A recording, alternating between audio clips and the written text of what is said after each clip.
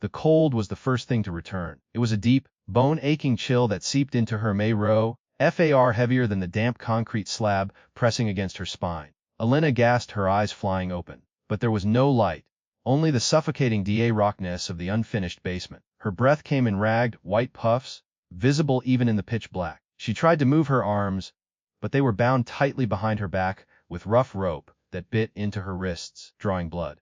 Her ankles were similarly secured. She croaked. Her throat felt like it was lined with broken glass. A sharp click echoed through the damp space. A single, naked bulb flickered to life overhead, blinding her momentarily. As her vision adjusted, the horror of her reality crashed down on her. Standing a few feet away were two figures. One was a man tall and broad-shouldered, wearing a charcoal suit that looked expensive even in the gloom. He was checking his watch impatiently. The other was a woman, wrapped in a fox fur coat, her face twisted in a sneer that Elena knew better than her own reflection.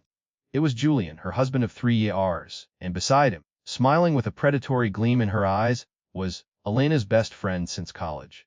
The woman she had introduced to Julian. The woman she had trusted with her deepest secrets, her tiaras and her bank accounts. Finally awake, sleeping beauty.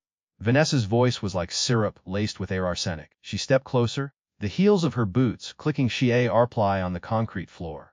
Julian, Elena's voice trembled, not just from fear, but from a confusion that was rapidly turning into dread. What is this? Why am I tied up? We can talk about this. Julian didn't look at her. He kept his eyes on Vanessa, a sickeningly tender smile playing on his lips.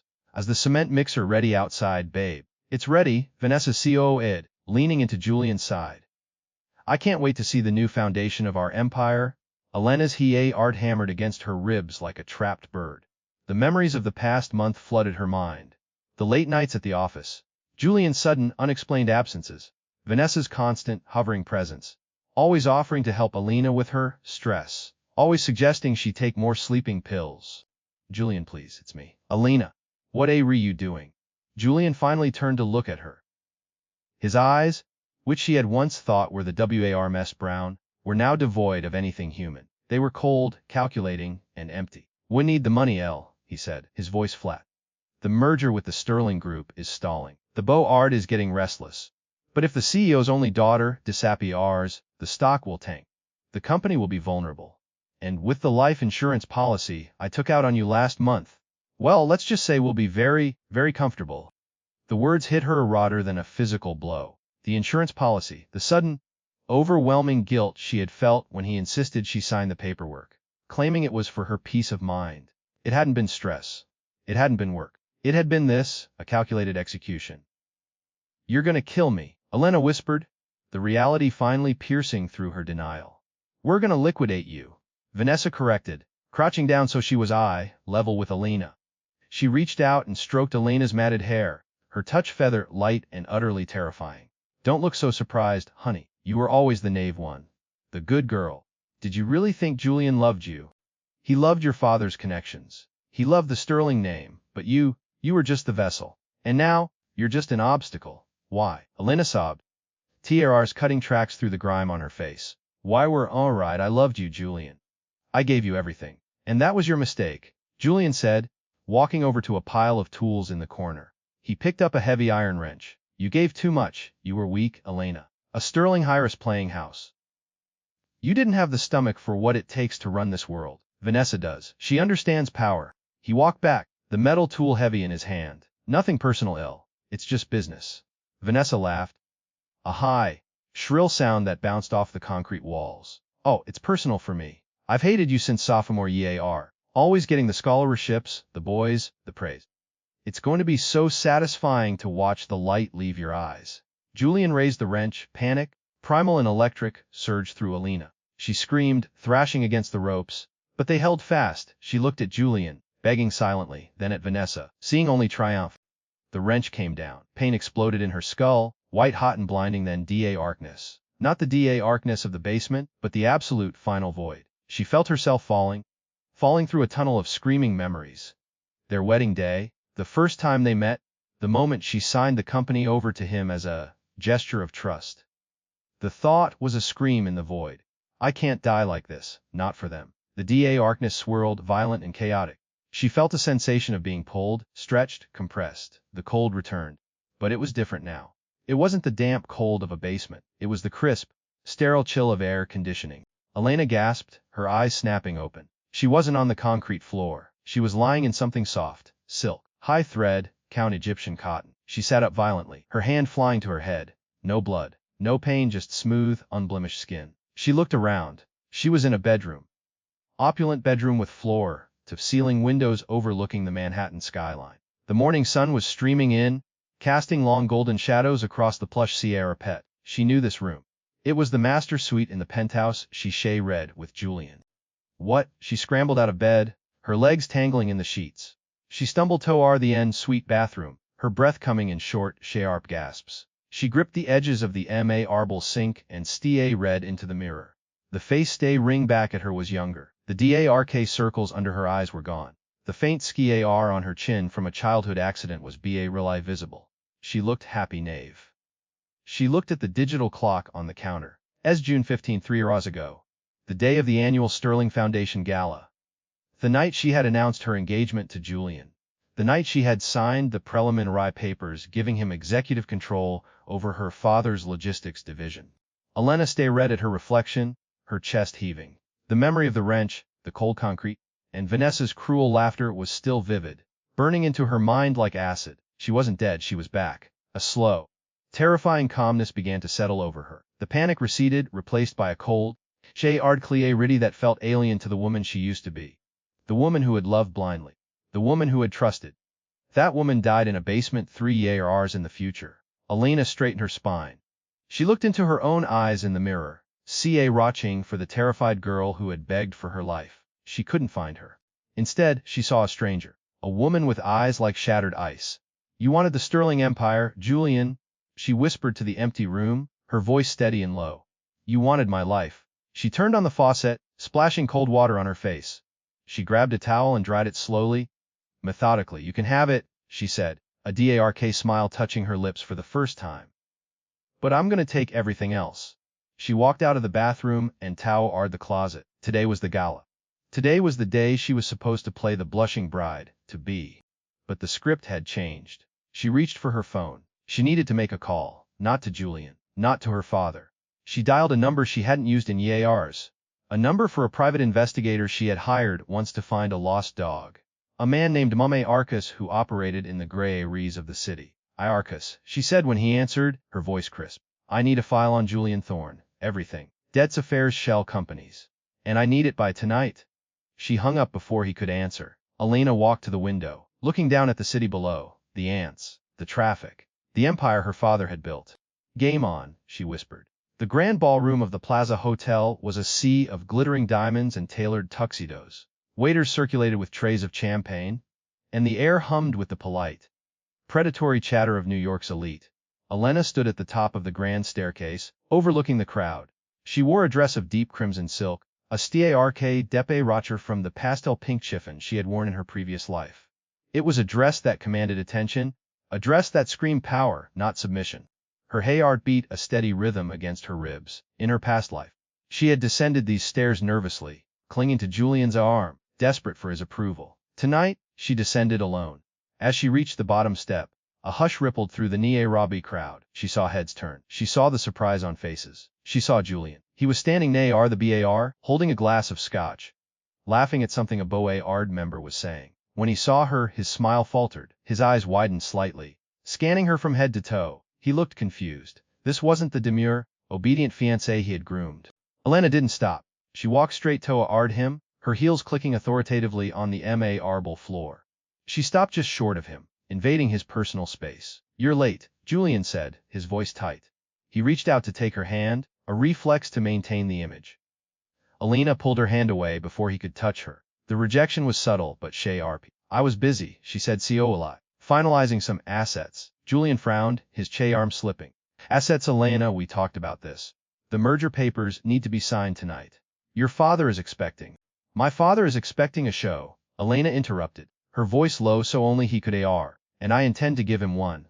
Just then, Vanessa appeared. She was wearing a white dress that was trying too hard to look innocent, her blonde hair cascading in perfect waves. She plastered a bright smile on her face. You look different, Vanessa said, her eyes narrowing as she took in the red dress. Is that new? It's a bit bold. Don't you think a little too aggressive for an engagement party? Elena turned to her best friend, the woman who would one day help pour concrete over her grave. The urge to strangle her right then and there was overwhelming, but Elena pushed it down. Not yet. Bold as the new safe, Vanessa, Elena said, taking a sip of champagne from a passing tray. You should try it sometime. It might help with that desperate look in your eyes. Vanessa's smile froze. Julian looked between them, sensing a shift in the atmosphere he couldn't quite control. Elena, can we talk in private? Julian asked, gripping her elbow. Now, we can talk right here, Elena said, raising her voice slightly. Actually, I have an announcement to make. She stepped away from him and moved toward the center of the room, where a microphone stood on a small podium. The chatter died down as people noticed the disturbance. Her father, Robert Sterling, looked up from his conversation with the mayor, his eyebrows raised in curiosity. Elena tapped the microphone. The feedback squeal made everyone wince. Good evening, everyone, she began, her voice clear and steady. Thank you all for coming to celebrate this union between the Sterling and Thorne families.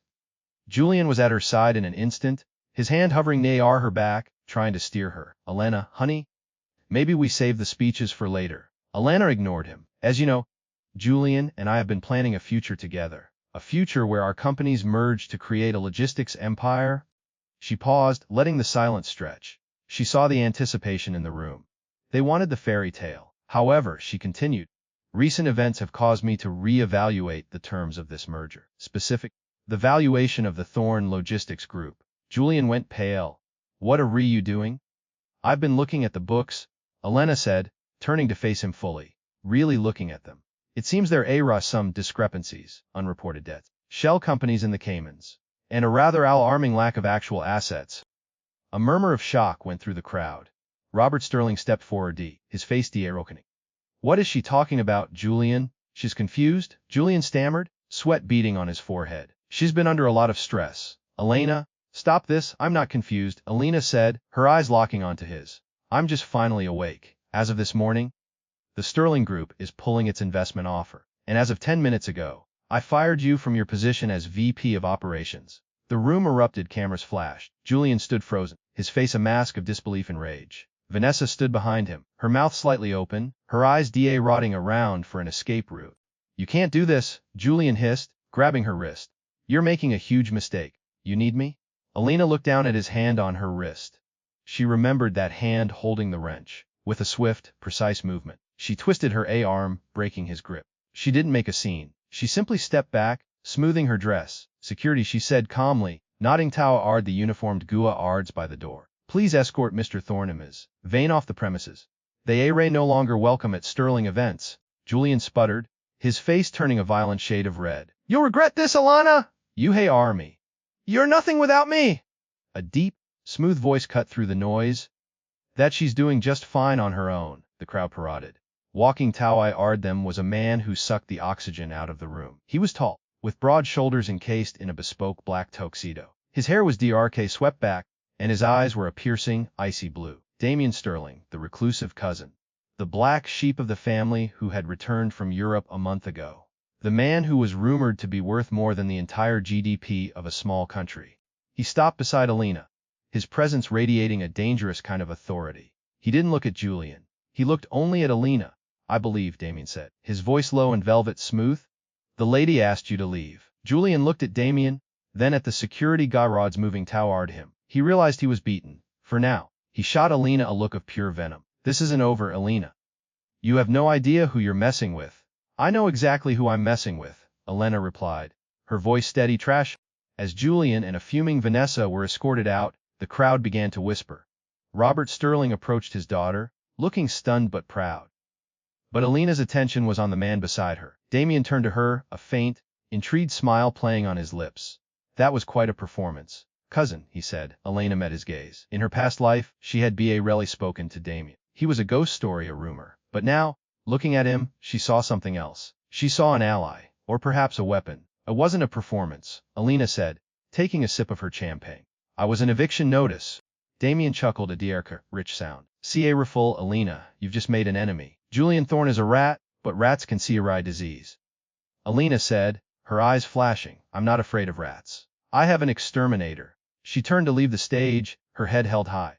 She had survived the night. She had struck the first blow. But as she walked away, she felt Damien's eyes on her, burning with an intensity that made her skin prickle. She had changed the timeline. The players were different. But the game was just beginning. The silence in the penthouse was heavy, but it was no longer oppressive. It was the silence of a fortress. Alina sat at the mahogany desk in her father's study, the glow of 3 computer monitors illuminating her face. It had been 2 weeks since the gala, 2 weeks since she had publicly castrated Julian's career and reputation. The fallout had been swift. Julian's stock had plummeted. His creditors were circling. He had been trying to reach her. Calls, texts, even showing up at the lobby of her building. But her security team, handpicked by her, kept him at bay. But Alina wasn't resting on her laurels. She was working. On the screen in front of her was the financial anatomy of Thorn Logistics. It was a mess. Julian had been embezzling for years, propping up his failing company with loans he couldn't repay, using Alina's name as collateral in forged documents she had unknowingly signed in her past life. She whispered, highlighting a series of transactions routed through a shell company in Delaware. She picked up her phone and dialed M.A. Arcus, her private investigator. Did you get the files on the Cayman accounts? She asked. I.A. Arcus's gravelly voice replied. It's worse than you thought, Alina. He's not just broke. He's leveraged to the hilt with some very unsavory Chia-ractors, the Russian mob. They're expecting a payout by the end of the month. If he doesn't pay, it won't have to, Alina said, a cold smile touching her lips. I'm going to buy his debt. There was a pause on the other end. You want to become his creditor. I want to own him, Alina corrected, lightly. She hung up and leaned back in her chair. She needed capital. She had liquidated some of her personal trust fund assets, but it wasn't enough to buy out the mob and take over the company. She needed a peer runner. Her phone buzzed. A text message, Damien Sterling. You're hunting dinner. Obsidian Ruins. Alina read at the screen. Damien had been watching her. He always knew what was happening in the city. He was the shadow to her family's light. She typed back on I'm buying. I know. I'll bring the checkbook. Cess. The Obsidian Room was the kind of restaurant that didn't have a menu or prices. It was where deals were made and empires fell. Alina walked in wearing a black velvet suit, sharp and tailored. She looked like a CEO, not a socialite. Damien was waiting at a corner booth, a glass of red wine in hand. He looked like a king holding court. He said, standing up as she approached. He kissed her cheek, a gesture that was intimate yet formal. You look dangerous tonight. I feel dangerous, she replied, sliding into the booth. Tell me, Damien said, pouring her a glass of wine. What is the plan? You humiliate him publicly. Why dig deeper? Why not just let him rot? Because he tried to kill me, Alina said. The truth tumbled out before she could stop it. Damien stopped pouring. He looked at her, his blue eyes sea-watching hers. He didn't laugh. He didn't ask if she was crazy. He simply nodded, as if she had said the weather was nice. He said softly, and you know this how? I have my sources, Alina said, recovering her composure. I know about the insurance policy. I know about the basement. I know he's in bed with the Russians. Damien leaned back, swirling his wine. If that's true, he's a dead man walking. And if you buy his debt, you're stepping into a WAR zone. I'm not stepping into it, Alina said, leaning forward. I'm buying the battlefield. I want Thorn Logistics. Not for the company, it's garbage. But for the shipping routes.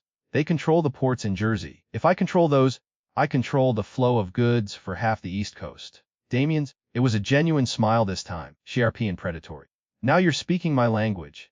But you need more money than you have. I'll invest, Damien said without hesitation, $50 million.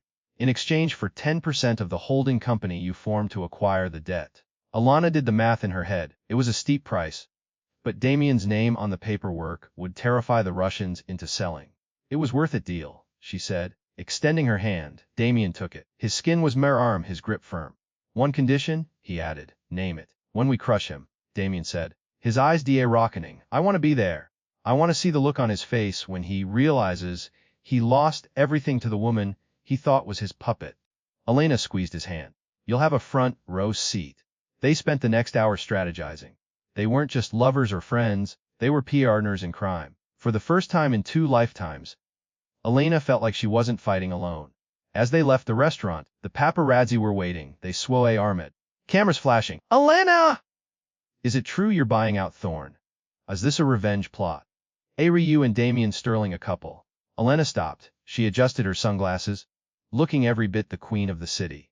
She didn't answer the questions. She simply took Damien's arm, linking it through hers. Comment on the merger will be released at the opening bell tomorrow, she said. COO A's for my personal life? That's none of your business. They got into the waiting town CAR, the doors closing with a soft thud, shutting out the noise. In the quiet of the CAR, Elena let out a breath she didn't know she was holding. She looked at Damien. Thank you, she said quietly. Don't thank me yet, he replied, his eyes on hers. The Eshirai Artie is just stay rotting. Julian is cornered. Cornered animals are the most dangerous. Elena said. That's why I'm going to break his legs first. Damien smiled. I like the way you think, cousin. The CAR pulled up to her building. As she stepped out, her phone buzzed again. A text from an unknown number. You think you've won. You haven't seen anything yet. Check your father's office. Elena's blood ran cold. She looked up at the penthouse windows. The lights were on. She ran to the elevator. Damien right behind her. When the doors opened on the top floor, she saw it. The front door to the penthouse was AJR. She pushed it open, her heart pounding. The apartment was dark, except for the glow of the city lights. She walked into the living room, her hand instinctively reaching for the pepper spray in her clutch. Elena! The voice came from the study. She rushed in, flipping on the light. Her father was sitting in her chair. He was pale, his hands trembling. On the desk in front of him was a manila folder. Dade, Elena asked, her voice shaking. What are you doing here? What's wrong? Robert Sterling looked up at her, his eyes filled with tears. He pushed the folder toward her. I went to the bank today, he whispered, to authorize the withdrawal for your new holding company. They told me you had already signed a power of attorney, giving Julian full access to the Sterling Trust. Elena froze. She remembered that document. She had signed it on their wedding day, a formality Julian had said, just to streamline the accounts. But that's impossible, she said. I revoked that. I had my lawyers file the revocation last week. I know, her father said, his voice breaking. But Julian, he forged your signature on a new document. He transferred $200 million IRs out of the trust this morning. And then he called me. Her father's face crumpled. He said, if I don't sign over the controlling shares of Sterling Logistics by midnight tonight, he will release the photos. The ones from the hotel in Miami. Elena felt the room spin. The Miami photos. The ones Vanessa had taken. The ones that showed her father, a man who had built his empire on integrity, in a compromising position with a woman half his age. It was a setup, a honey trap they had laid years ago, waiting for the perfect moment to use. His blackmailing me, Elena, her father whispered. He says he'll destroy the family. He says you should have just been a good little wife. Elena read at the folder. The rage that had been simmering inside her for 2 weeks suddenly boiled over, turning into something cold and absolute. Julian thought he had checkmated her. He thought he had found her weakness. He was wrong. She picked up the folder and closed it gently. She looked at her father, her expression softening. Dad, she said, her voice steady, go home. Get some sleep, Elena. What are you going to do? He asked. Terrified, Elena walked to the window. Looking out at the city, she could see the lights of the AR bore. The port. I'm going to finish what I started, she said. He wants a terror. I'll give him a massacre. She turned to Damien, who was standing in the doorway, his face unreadable. He transferred the money, she said. That means he left a digital trail. He thinks he's smart, but he's arrogant. She pulled out her phone and dialed Mame Arcus. Wake up the team. I need you to trace a wire transfer, $200 million, and I need you to find Vanessa Vane. She's the key. She hung up and looked at Damien. Are you with me? She asked. Damien walked over to her, his hand resting on the small of her back. The touch was electric, grounding. Elena, he said softly. I've been with you since you walked down those stairs in red. She leaned into him for a fraction of a second, drawing strength from his presence. Then she pulled away, her eyes hard. Good, she said. Because tonight, we don't sleep. Tonight, we hunt. The clock on the wall ticked toward midnight. Julian had given them a deadline. But Elena had something better. She had the truth, and she was going to use it to burn his world to the ground. The digital clock on the wall read 11:15 p.m. 45 minutes. That was all the time they had left before Julian's deadline expired, and he dropped the nuclear bomb on the Sterling family legacy. The penthouse was dead silent, save for the frantic clicking of Elena's keyboard. She sat hunched over the mahogany desk, her face illuminated by the Esche blue light of the monitors. Her father had finally gone to bed, sedated by a stiff scotch and Alina's fierce reassurances, but the tension in the room was thick enough to choke on. Damien stood behind her, a silent sentinel. He hadn't spoken in 20 minutes, but his presence was a heavy, comforting weight. "Come on," Alina muttered, her eyes rotting across lines of encrypted banking code. "Show me the money." Her phone buzzed on the desk. It was an encrypted text from her PI. "Gar, she's at the W Hotel, room 412. She's celebrating, alone." Alina let out a sharp, mirthless laugh. Celebrating? She stood up, smoothing down her velvet blazer. The FAR that had gripped her chest when she saw her father's streaked face was gone, incinerated by a cold white-hot rage. Julian thought he had the upper hand because he held a dirty secret. He thought Vanessa was safely tucked away, sipping champagne on his dime. He forgot one crucial detail. Vanessa was a neuroticist, and neurotists always got sloppy when they thought they had won.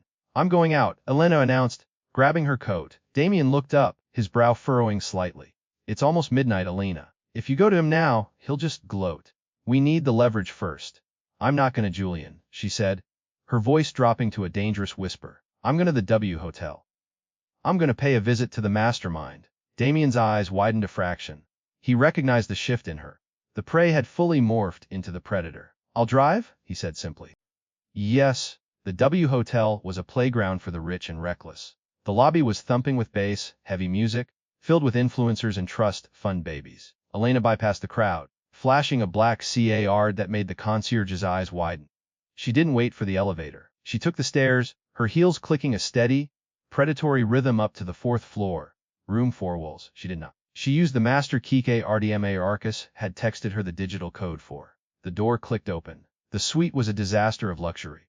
Empty champagne bottles littered the coffee table. Expensive clothes were strewn across the floor. And there, sitting in front of a vanity mirror, applying a fresh coat of lipstick, was Vanessa. Her eyes meeting Elena's in the reflection.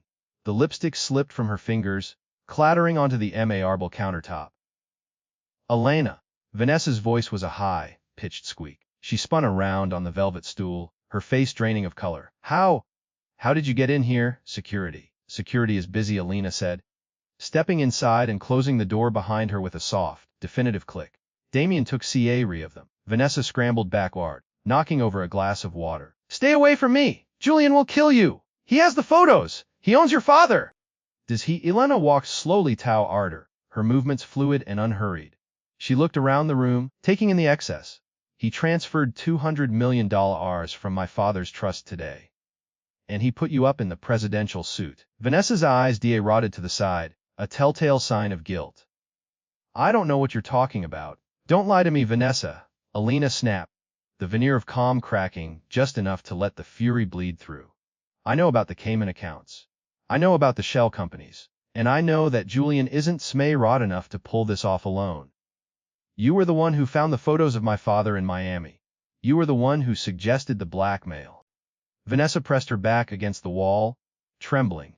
"I just wanted what was mine. Julian promised me the world. He said once we got the money, we'd get a ride." Elena stopped a foot away from her. She looked down at the pathetic, shivering creature who had been her best friend. The woman who had stood by her side at her wedding, smiling that fake, venomous smile. "He doesn't love you, Vanessa," Elena said, her voice devoid of pity. "He's using you. And the moment the heat gets too high, he will throw you to the wolves to save himself. Just like he tried to throw me into a basement." Vanessa's eyes widened in horror. The basement. Elena realized her slip, but she didn't let her be terrified. "You know exactly what I mean. He's a monster. And you're just the trash he takes out." Elena pulled out her phone and hit record. "Here is what is going to happen," Elena said, her tone shifting to pure business. "You are going to transfer every cent Julian gave you into an escrow account I control. You are going to hand over the original SHR drive with the Miami photos. And you are going to sign an affidavit stating that you forged the power of attorney document Julian used to access my father's trust." Vanessa shrieked. "He'll kill me if I betray him." "If you don't," Elena said, leaning in close, "I will release the footage I have of you and Julian planning this entire thing to the FBI. Embezzlement, fraud, conspiracy to commit murder. You'll spend the rest of your life in a federal prison." "Vanessa, not a penthouse, a cell." Vanessa stared red at her, her chest heaving. The fight drained out of her. She was a bully, and bullies always crumbled when faced with someone stronger. She sobbed, sliding down the wall to the floor. Okay. I'll do it. Just don't send me to jail. Elena lowered the phone, stopping the recording. She looked at Damien, who had silently entered the room and was now standing by the door. Get the drive, Elena commanded. By she, Elena and Damien were back in the CAR. Speeding Tower R, the Sterling corporate headquarters in Midtown. In Elena's lap was a small, silver R drive, the leverage. The key to her father's salvation. Is going to be at the office, Damien said, checking his watch. Julian loves the drama of a midnight deadline. He'll be sitting in the CEO's chair, waiting for your father to sign the papers. Elena said, her eyes fixed on the road ahead. Hi's about to get a performance review. They pulled up to the glass and steel skyscraper. The lobby was empty. The security guards having been tipped off by Damien's team to look the other way. They took the private elevator to the top floor. The doors opened to the executive suite. The lights were dimmed, but the door to the main office was IAR. Elena walked in, her heels sinking into the plush CAR pet. Julian was sitting behind the massive oak desk, his feet up, a cigar smoldering in an ashtray. He looked smug, arrogant. He looked like a man who had already won. When he saw Elena, he didn't flinch. He just smiled a lazy, cruel grin. Cutting it close, aren't we da Rawling? He drawled, checking his Rolex. 10 minutes to midnight. Did your daddy sign the papers? Or we going to have to release the photos to the press? He reached for a button on his desk. I have the press release queued up. One click. And your father's reputation is ash. Elena said, her voice echoing in the Le Raj room. Julian paused, his finger hovering over the button. He looked at her, really looked at her, and saw the coldness in her eyes. He saw Damien standing in the shadows behind her, her arms crossed, looking like the devil himself. Julian asked, his confidence wavering slightly. I said, go ahead, Elena repeated, stepping closer to the desk. Send it. Release the photos. Tell the world about my father's little indiscretion in Miami. She reached into her clutch and pulled out the silver AR drive, tossing it onto the desk. It landed with a heavy thud right next to his CAR. Because I have the metadata, she said, her voice rising in intensity. I have the timestamps. I have the IP addresses. And I have a signed affidavit from your PA Rotner in crime. Vanessa, admitting that she staged the entire thing, that she seduced him, took the photos, and blackmailed him on your behalf. Julian's face went pale. He snatched the drive, his hands shaking. That's a lie. Vanessa wouldn't. Vanessa is currently in an Uber to the airport with a one-way ticket to non-extradition territory. Courtesy of me, Elena lied smoothly. But the affidavit is real. And the bank records showing you transferred $200 million ARRs from the Sterling Trust into your personal account. Those were real too. Julian stared at her, the color draining from his face. You can't prove that. I don't have to, Damien spoke up, stepping into the light. The SEC is already auditing the transfer. They flagged it an hour ago. You stole from a public trust, Julian. That's not just a civil matter. That's a federal crime. Julian scrambled out of the chair. No. This isn't happening. I own this company. You own nothing, Elena said, her voice dropping to a whisper that cut deeper than a scream. You are a fraud, a thief, and a failed murderer. She leaned over the desk, placing her hands flat on the mahogany surface, invading his space just as he had invaded hers a lifetime ago. The $200 million is already being routed back to the trust. As for you, well, you have about 3 minutes before the police arrive. Damien tipped them off about the embezzlement. Sirens wailed in the distance, growing louder. Julian looked at the door, then back at Elena. Panic, raw and unadulterated, took over his features. He lunged at her, desperation making him reckless. You bitch! I'll kill you. But Damien was faster. He stepped forward, catching Julian by the throat and slamming him back against the wall. The impact knocked the wind out of him. I wouldn't do that, Damien said calmly, tightening his grip, assaulting a witness. That just adds to your sentence. Elena watched Julian struggle, his face turning red, his eyes bulging. She felt no pity, she felt no remorse. She felt only the cold, hard satisfaction of justice. The office doors burst open. Uniformed officers flooded the room, guns drawn. Julian Thorne, you are under arrest for grand larceny, embezzlement, and conspiracy, the lead officer shouted. They hauled him away, his protests turning into incoherent screams as they dragged him out into the hallway. Silence returned to the office. Elena stood there, breathing heavily. The adrenaline was fading, leaving her shaking. She looked at the empty chair behind the desk. the chair her father had sat in for 30 years. Damien walked over to her, his expression soft. He gently took her hands in his. They were cold. "It's over," he said softly. "He's gone." Elena looked up at him. The man who had stood by her.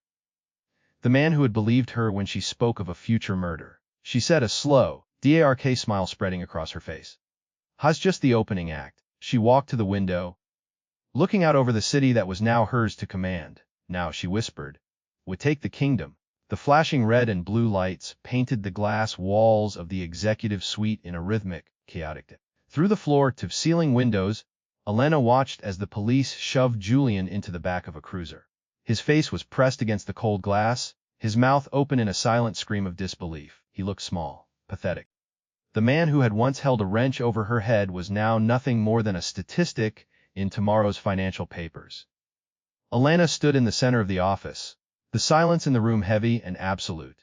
The scent of Julian's expensive cigar still lingered in the air, a fell reminder of the arrogance that had rally destroyed her family. She took a deep breath, letting the cool, conditioned air fill her lungs. The phantom pain in her skull, the ghost of the iron wrench that had haunted her every waking moment since the gala, finally began to fade.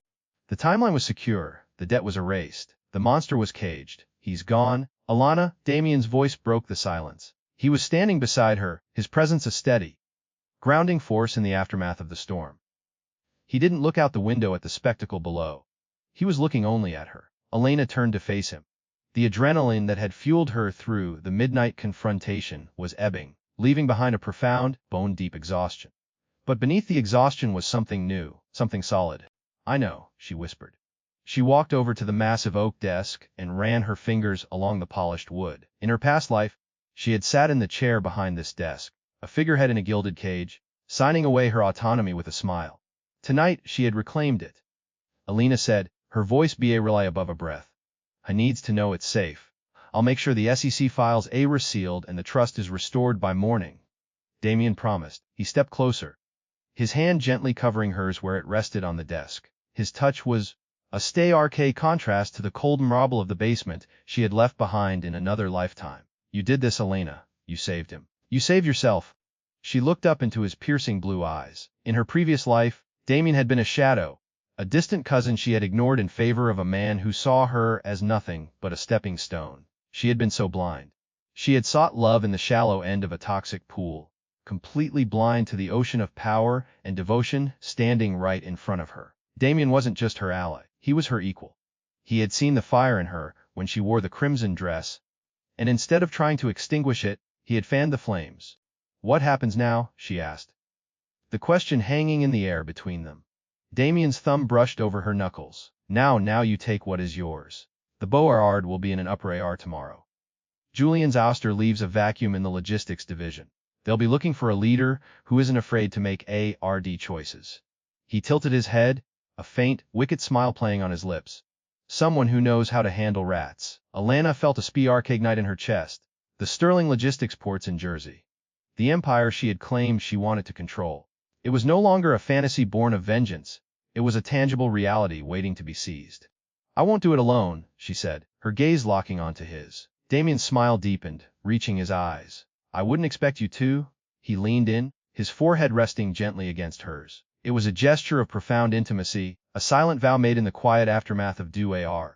There was no desperate, clinging need in the touch, only the solid, unbreakable foundation of two people who had walked through hell and chosen to build a kingdom in the ashes. Elena closed her eyes, breathing in his scent. For the first time in 2 lifetimes, she felt entirely, completely safe. The morning sun broke over the Manhattan skyline, casting a golden glow over the city. The storm had passed. Elena stood in front of the floor-to-ceiling mirror in her bedroom, adjusting the lapels of her tailored white suit. It was a brilliant contrast to the crimson silk she had worn to the gala, and a world away from the blood-stained rags she had worn in the basement. White was the color of a new beginning, the color of absolute authority. She picked up her clutch, her fingers brushing against the smooth metal of her phone. She didn't need to call Maracas today. There were no secrets left to uncover, no shadows left to navigate. Walking out of the bedroom, she found her father waiting in the living room. Robert Sterling looked 10 years younger. The crushing weight of the blackmail was gone, replaced by a radiant, tearful pride. He pulled her into a tight embrace, holding her as if she were made of glass. You saved us, he whispered, his voice thick with emotion. I don't know how, I don't know what came over you. But you are Ray, the strongest woman I have ever known. Elena hugged him back, her heart swelling. She had done this for him, to protect the man who had loved her unconditionally. But she had also done it for the girl who had died in the dark. I love you, Dad, she said softly. But I'm not just saving the family anymore. I'm building its future. When she arrived at the Sterling Group headquarters, the atmosphere was electric.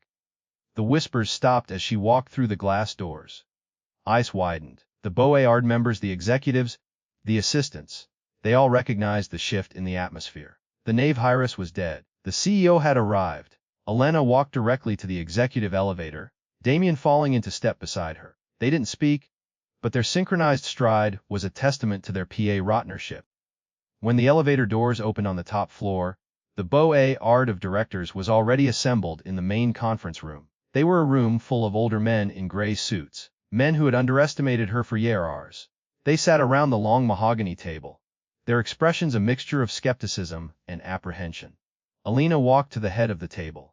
She didn't ask for permission to speak. She simply stood there, radiating a quiet, lethal confidence. Good morning, she said, her voice clear and unwavering. As of 800 a.m. this morning, Julian Thorne has been formally indicted on 12 counts of federal fraud. His assets have been frozen, and his voting shares have been liquidated to cover the embezzled funds.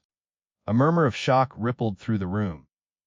Elena placed her hands flat on the polished mahogany table. Effective immediately, I am assuming the role of Chief Executive Officer. The merger with the Jersey Port Authority will proceed under my direct supervision. We are no longer playing defense. We are expanding. She looked around the room, meeting the gaze of every single man at the table. She saw the hesitation, the ingrained sexism, the doubt, and then, one by one, she watched it crumble. They saw the fire in her eyes. They saw the woman who had read down a monster and won.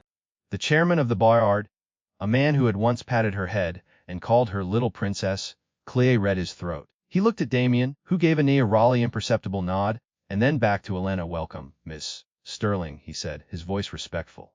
We'll look forward to your leadership. Elena allowed a small, satisfied smile to touch her lips. She had won, not just the company, but the respect she had been denied in a lifetime of subservience. Later that afternoon, the office was quiet. The crisis had been averted, the new era had begun. Elena stood by the window, looking down at the bustling streets of New York. The city was a living, breathing entity, a machine of ambition and power. She was no longer a cog in it. She was the one turning the gears. Damien walked up behind her, wrapping his arms around her waist and resting his chin on her shoulder. He didn't say a word. He simply stood with her, sharing the view, sharing the victory. Elena leaned back against his chest, feeling the steady, reassuring beat of his heart. She thought of the cold, damp concrete of the basement. She thought of the blinding flash of the wrench, the agonizing pain, the absolute despair. That girl was gone. She had been buried under the foundation of a new empire. Elena raised her hand, her fingers adorned with a simple, flawless diamond ring that Damien had given her the night before. It wasn't a symbol of ownership, like the gaudy engagement ring Julian had bought to secure her inheritance. It was a symbol of partnership, of equality. She pressed her hand against the cold glass of the window, feeling the solid, unyielding reality of the world outside. You know, Damien murmured against her hair, his breathy arm against her skin. I always thought you were the most dangerous person in this city. Alanis, her eyes reflecting the glittering skyline. She remembered the cold, the darkness, and the taste of ashes. But as she stood in the light, surrounded by the empire she had forged from her own ruin, she knew the truth. I'm not dangerous, Damien, she whispered, her voice filled with the quiet, unshakable power of a woman who had conquered her own death. I'm just finally awake. She turned in his arms, looking up into the eyes of the man who had loved her in the dark and championed her in the light. She had walked through the valley of the shadow of death, and she had emerged not as a victim, but as a queen. The past was a ghost, the future was hers. And as she looked out over the sprawling, glittering city, Elena Sterling knew, with absolute certainty, that she would never look back.